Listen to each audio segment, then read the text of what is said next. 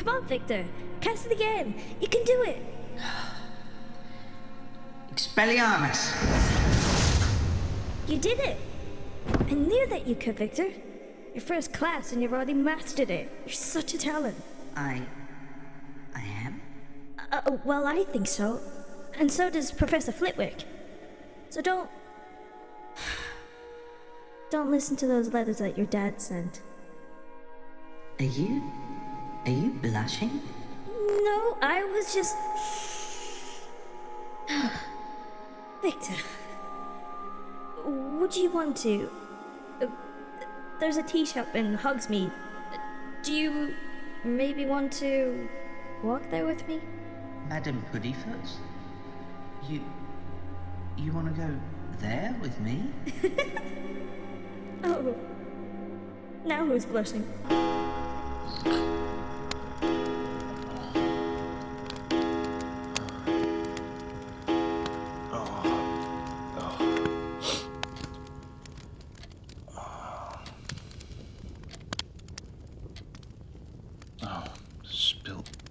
Spilt the ink again. Ah. Reparo. Oh, damn it. I don't know any spells to get ink off of a piece of parchment. Maybe I should have paid more attention in Transfiguration. Oh. Oh. Hello, Athena. How are you today? That's a good girl. Oh, you've got something for me. What's this? Thank you, Athena. To Professor Victor Magnus, Hogwarts School of Witchcraft and Wizardry. How about that? Someone obviously knows where I am. Wait. That smell. I recognize that smell. That's the same perfume that...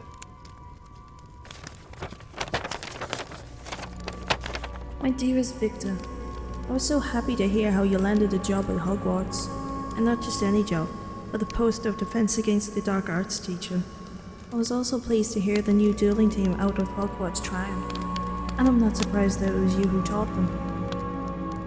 Maybe now your father will see what a great wizard I always knew you were, my love. Things are going well with Puddlemere United. However, my mom's still trying to persuade me to be the seeker of Wington Wanderers like she did. Honestly though, I think she's still bitter about England's defeat by Spain in the Quidditch World Cup. Says the team's still blaming her for missing the snitch. If I've learned one thing, my love, it's that we aren't what our parents make us. We make our own path. Please make sure that dueling captain of yours and your students know that too. Some holidays are coming up, so let's meet in Hogsmeade for an old time's sake, for a coffee. Don't worry, let's keep the snug and turn minimum this time. Not like 5th year, eh? Always in my heart and thoughts. Heidi Parkin.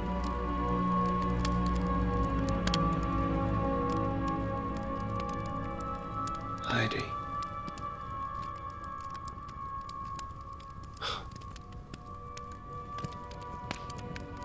Now that is really a trip down memory lane. Oh, come in. Oh, hello, Captain. Oh, no, you weren't interrupting anything.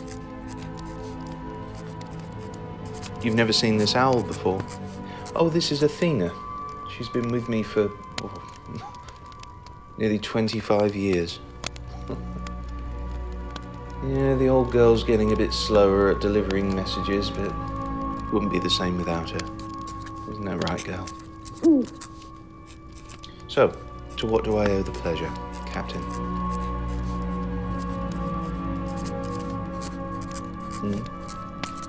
Professor Mcgonagall? Oh, what does she have to say? There's something making a loud noise from the dark forest.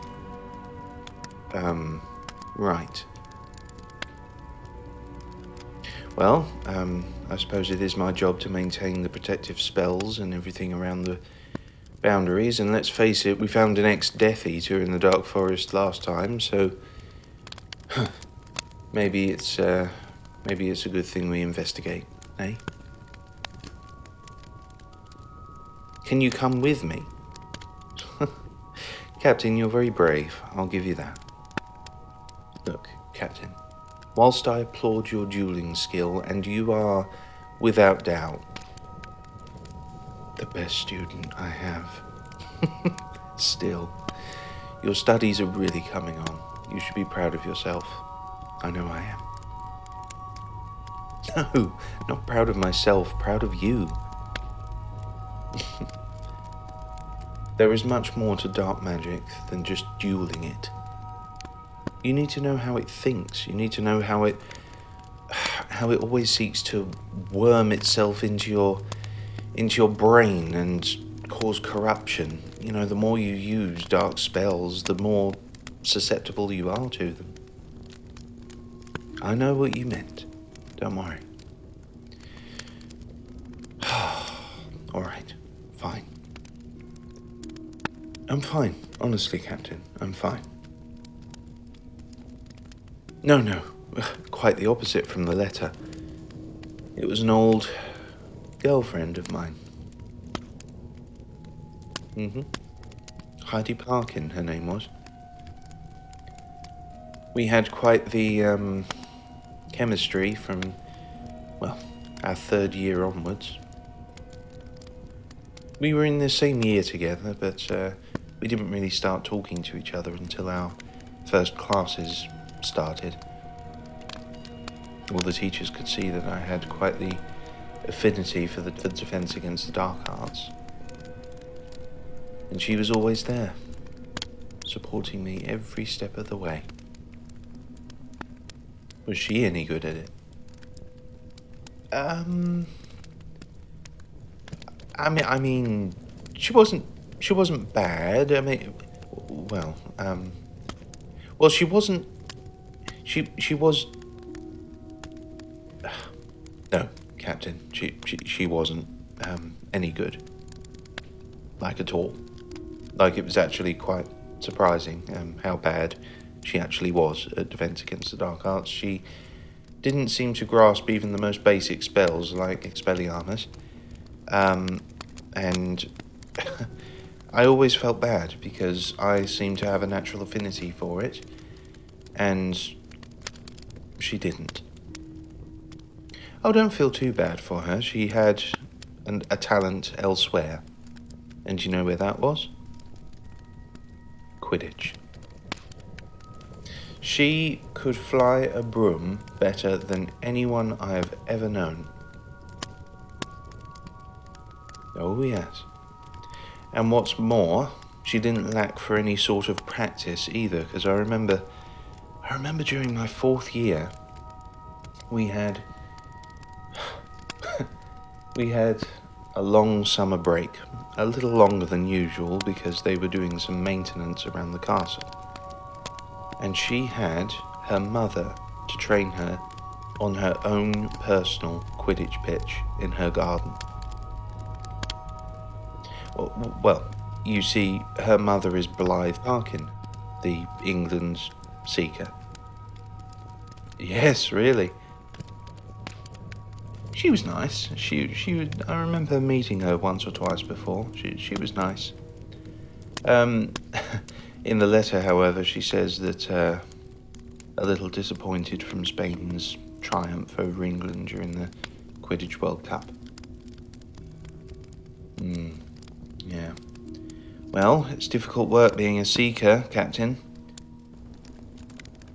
The fate of the entire game rests on your shoulders. Well, the game doesn't stop until you catch the snitch. I think the longest game ever recorded was something ridiculous like 2-3 days. Yeah, it really does last that long.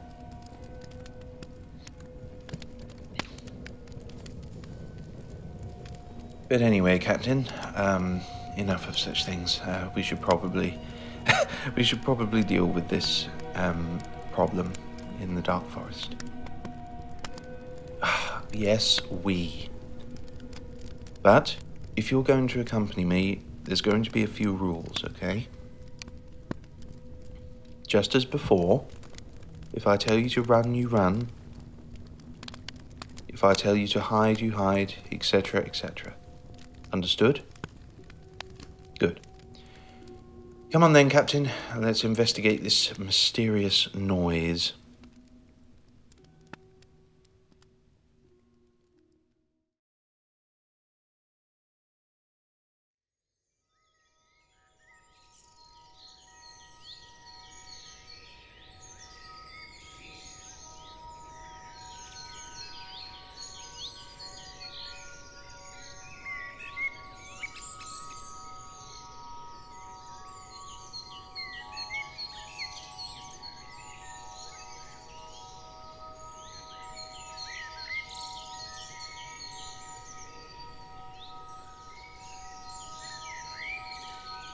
Yes, I know, Captain. The Dark Forest certainly doesn't lack for charm, does it? That's why I thought it best to investigate it while it's still light. Unfortunately, it doesn't seem to help, though. I guess we find the reason they call it the Dark Forest, even though it's 1 o'clock in the afternoon. It's nearly pitch black. Do you hear anything yet? I wonder what Professor Mcgonagall was talking about then. A mysterious noise emanating from the... Oh. I guess that must be it. All right, Captain. Stay close. What on earth is that? Sounds like a car horn. One's at the ready, Captain. It might be something resembling a car horn, but it might be something a lot more dangerous. Be on the alert. Right. Have the spell in your mind then, Captain. 3, 2, 1. Oh. It actually is a car.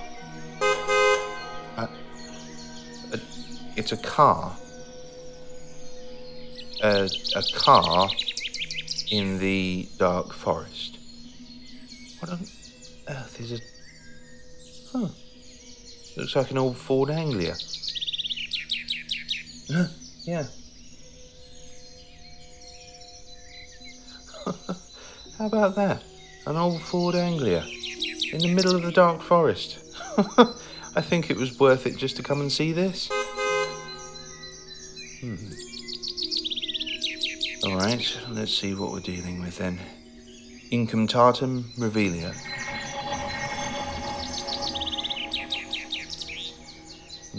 I see.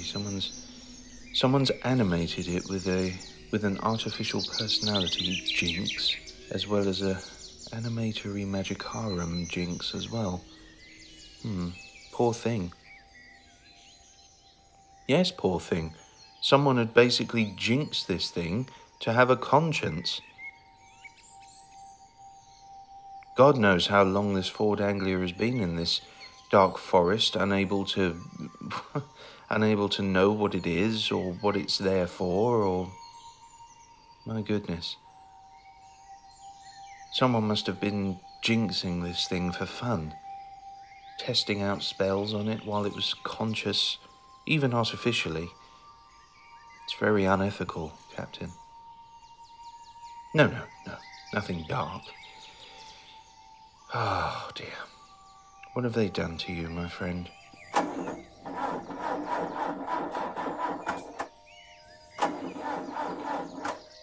Oh, it's all right. You can rest now. Finite incantatem.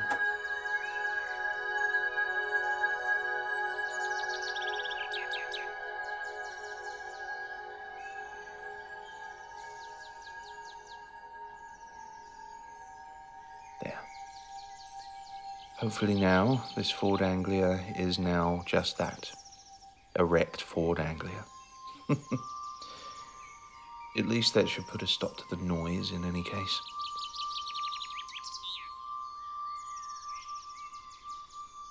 You know something, Captain?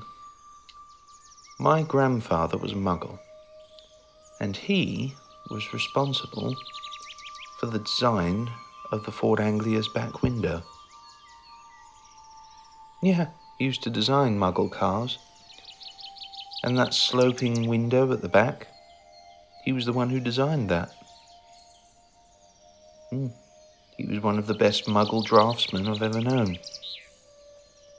He used to show me pictures of his drawings of different designs of cars. I used to think they were fascinating when I was a boy.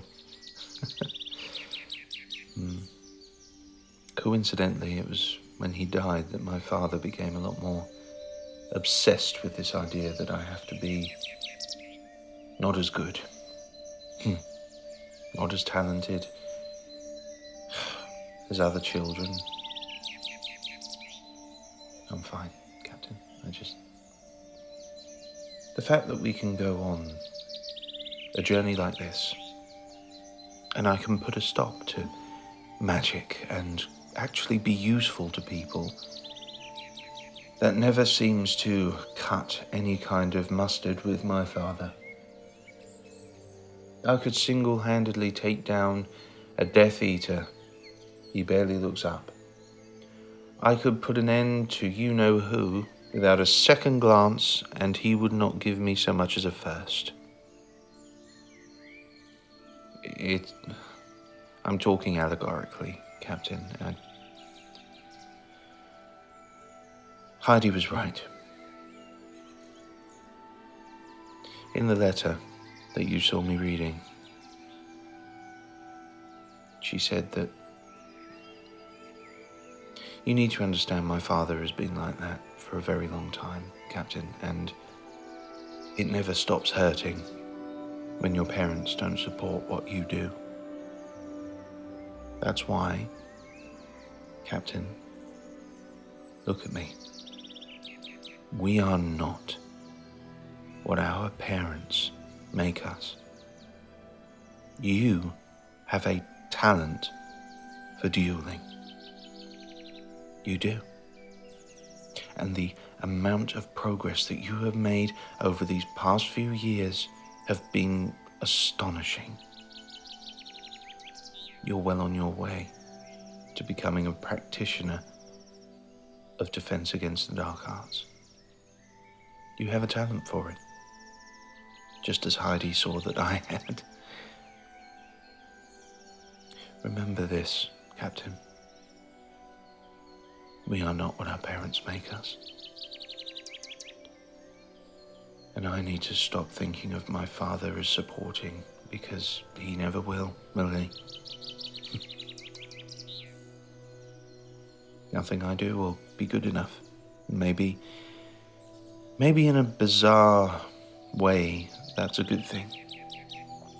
Because it will free me up to do what I need to do to make myself proud.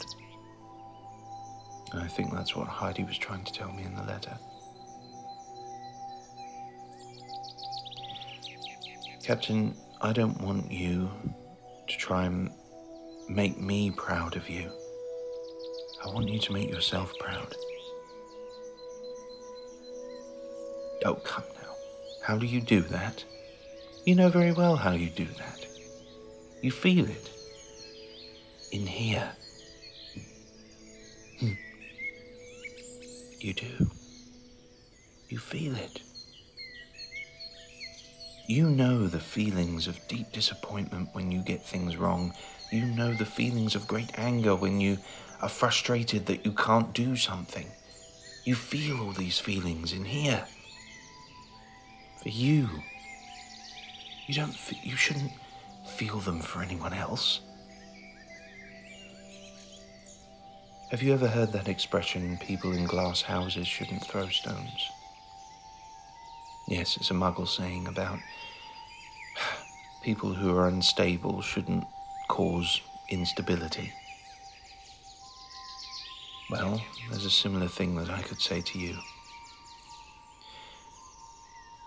If you are a glass house, the worst thing you can do is try and concrete other people's houses, because there's a chance you'll break along the way.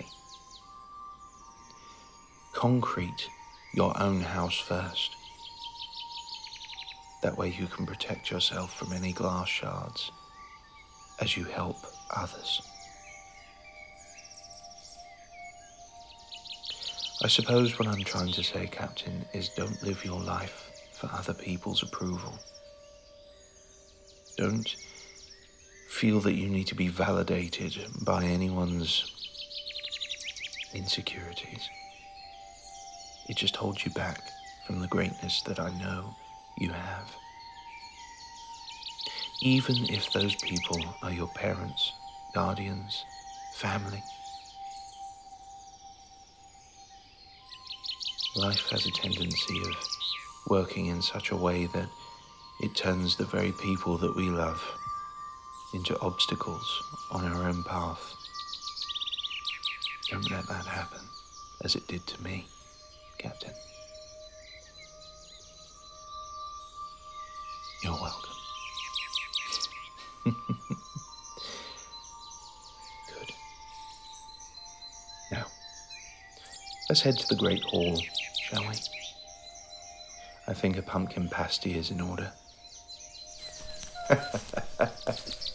Maybe even a chocolate frog. Wait, you collect chocolate frog cards too? So do I. I don't suppose you've got any Dumbledores, have you? Well, no, I traded my last one when I was 20. I don't have it anymore. Of course I still collect them. They're brilliant. It's a good hobby. I've always had it. Ever since my first year at Hogwarts.